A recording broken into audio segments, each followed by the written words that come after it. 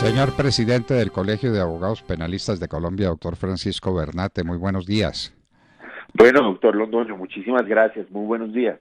Un saludo muy especial para usted, para su equipo de trabajo y para todas las personas que nos conectamos a esta hora en la hora de la verdad.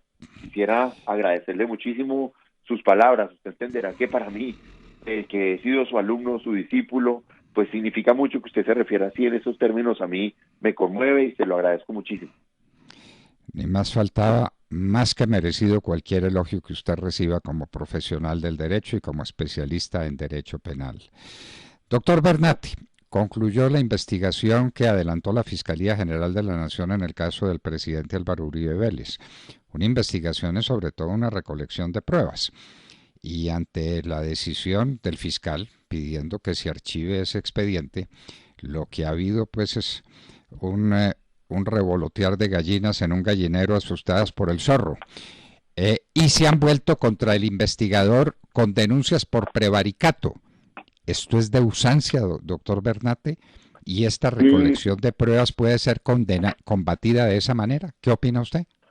no, doctor Londoño, yo recuerdo en mis tiempos cuando estaba empezando que de una vez un abogado que de una vez recibió el poder, lo presentó y dijo, desde ya presento recurso de apelación contra todo lo que me sea desfavorable.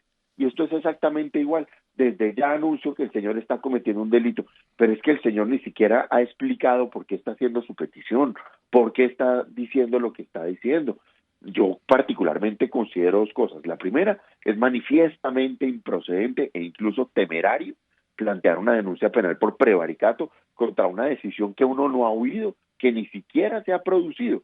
Pero segundo, eso tiene un efecto intimidador en el fiscal, obviamente, que ahora se tiene una denuncia, pero también en el juez, a quien ya le están diciendo que si no les falla como ellos quieren, pues entonces también va vaciado. Eso sí genera desafortunadamente una presión. Lo jurídico es que uno solo cuestiona una decisión cuando se ha producido, eso es lo jurídico.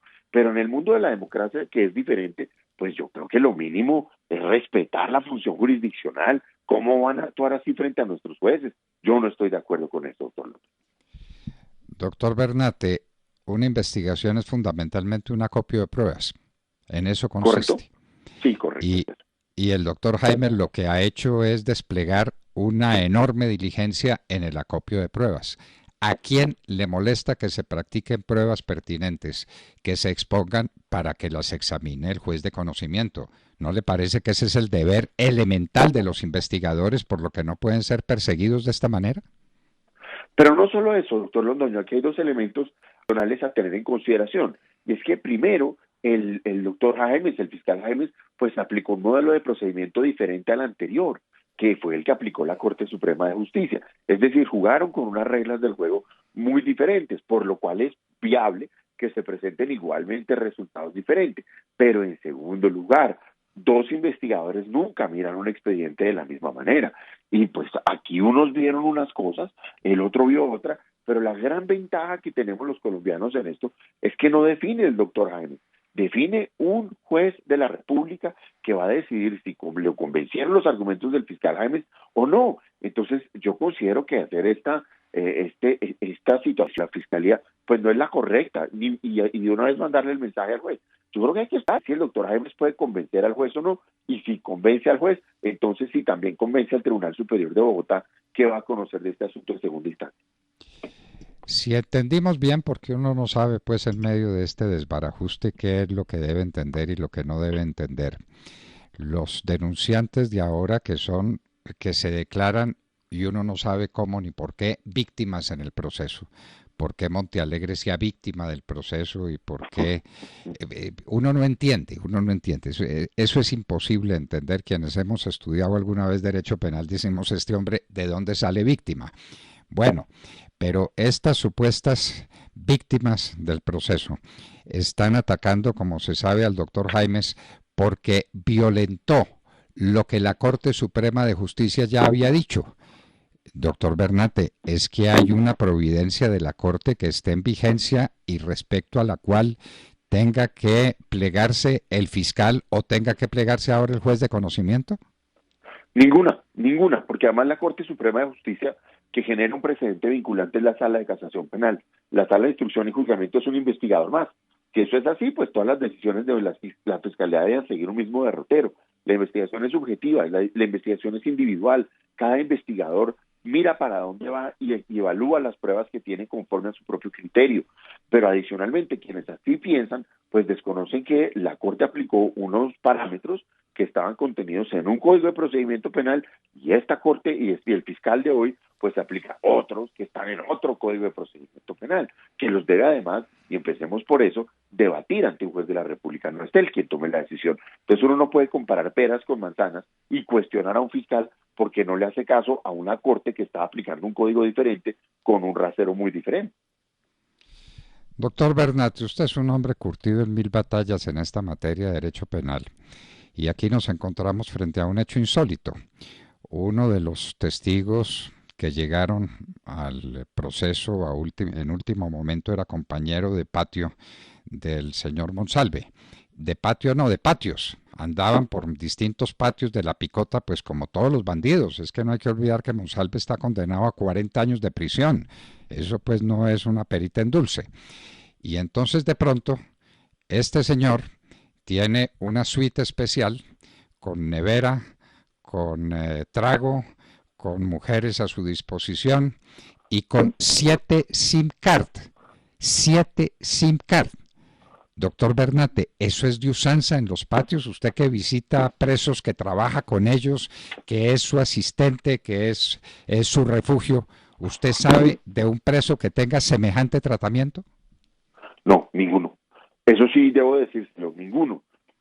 Y he conocido internos pues que están en patios mucho más confortables, pero con todos estos lujos y excesos yo no había conocido ninguno, y menos que a pesar de que todo esto se conoce, pues no haya una investigación seria al respecto, no hayan destituciones, porque eso es muy grave que suceda en una penitenciaría.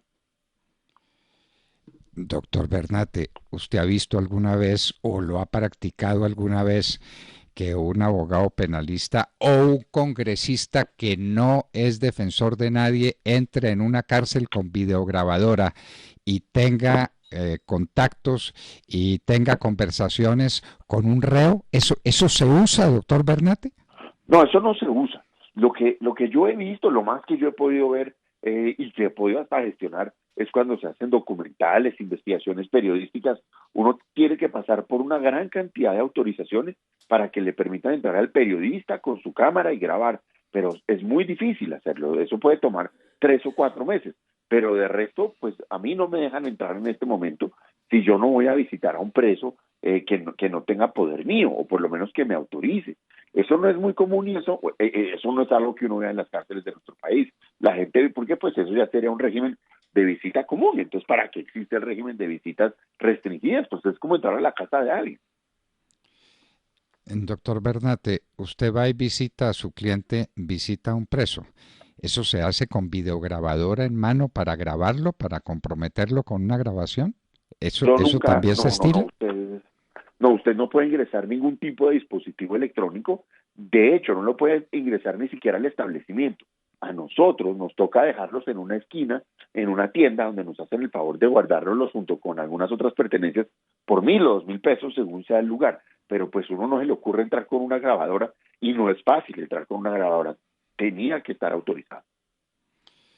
Bueno, doctor Bernate, entonces ahora ¿qué se sigue? Esto es la presentación ante el juez del conocimiento, esa presentación la hace el fiscal. Correcto. ¿Cómo es esa audiencia, doctor Bernate? Entonces, yo creo que ya tenemos el número, es el juez 28, ella va a revisar su audiencia, sus diligencias, a ver qué tiempo, cómo está de tiempo, y fijará una fecha. Fijará una fecha que yo creo que estará dentro de los próximos, entre 15 y 30 días, digamos.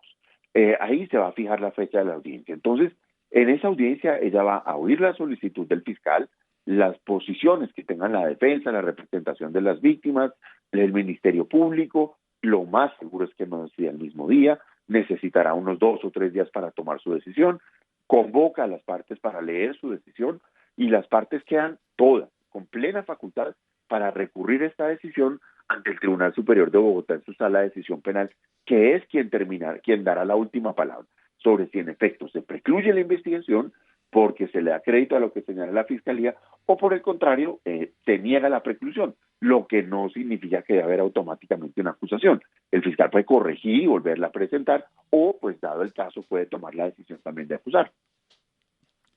Bueno, de manera que hay que esperar un tiempo largo para que tengamos luz verde en cualquier sentido que sea, es decir, una decisión ejecutoriada de los jueces de conocimiento respecto de la investigación que se sigue contra el presidente Uribe. Sí, tenemos que esperar un buen tiempo, por lo menos 3 meses. Antes de 3 meses esto no se va a definir y puede demorarse aún más, insisto, si se llegara a negar la preclusión, el fiscal Jaimes tendría un término adicional para o presentar una acusación o una nueva solicitud de preclusión, de manera que a esto le falta mucho todavía. Doctor Bernate, ha sido frecuente en su ejercicio profesional, en el suyo y en el que usted conoce, pues que usted es un gran conocedor de lo que pasa en materia penal en Colombia, que una persona que acusa a alguien, que la denuncia, termine al contrario siendo denunciado por por la persona a quien se está persiguiendo inicialmente, porque en este caso el presidente Uribe fue el que puso la denuncia contra el senador Cepeda. Y entonces el senador Cepeda recibe un auto inhibitorio, pues de alguna naturaleza, archivo del expediente, lo absolvió la Corte, pero inició proceso contra el presidente Álvaro Uribe por los mismos hechos. ¿Eso es frecuente? ¿Eso es de usanza en el derecho penal?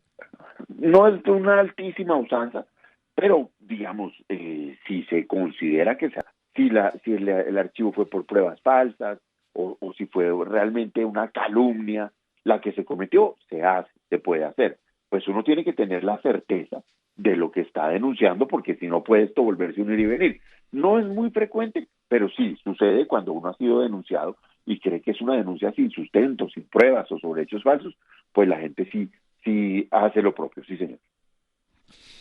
Doctor Bernate, es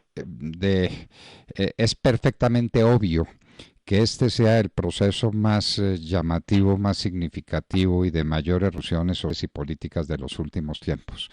Vamos a estar pendientes de lo que ocurra en esas audiencias y suponemos que ustedes, los abogados penalistas, están más que pendientes también, porque desde el punto de Claro, vista doctor jurídico Londoño, penal, sí. claro, doctor Londoño, porque es que mire la maravilla de la virtualidad y de la tecnología por la que estamos peleando, nos va a permitir, doctor Londoño, a 7.000, 8.000, 10.000 colombianos presenciar en directo la audiencia, palpar directamente nuestra democracia, oír los argumentos del uno, los argumentos del otro. Eso está bien. Antes era una audiencia por allá en un juzgado, encerrados en palo quemado, en unas condiciones pues que no son. Mire qué bueno la virtualidad, qué bueno que todos los colombianos, estemos donde estemos, todos los medios de comunicación del mundo puedan seguir en vivo y en directo una audiencia gracias a las ventajas que nos dispensa la virtualidad. Esto sí es una audiencia pública. Porque, Esto sí, claro. claro, Es que lo otro sí no. las de No, Palo no es de Quemado pública en vivo y directo. se llaman así, pero de públicas no tienen nada, sino que De teóricamente la públicas no gente tienen podría entrar, nada. pero en la práctica nadie puede entrar allá. No, pues eso es un decir, porque el solo hecho de entrar a Palo Quemado es ya un suplicio. Usted no quiere ir a un sitio donde los ascensores están dañados, no hay un baño, no hay un parqueadero, donde el ambiente es el que es. No, pero es que aquí es mucho, esto sí es una democracia. Lo pueden hacer de manera gratuita desde donde estén. Todos los colombianos podrán presenciar en vivo y en directo un debate. Eso sí es una democracia. No entiendo por qué es la hora y nosotros lo de la virtualidad no lo hemos vuelto una regla general, que es que está funcionando de la forma como lo está haciendo. Señor presidente del Colegio de Abogados Penalistas de Colombia, Francisco Bernate, muchísimas gracias por acompañarnos en la hora de la verdad. A usted, doctor Londoño, muchísimas gracias. Un saludo para todos ustedes, para todos en su casa, y aquí seguimos conectados. Muchísimas gracias.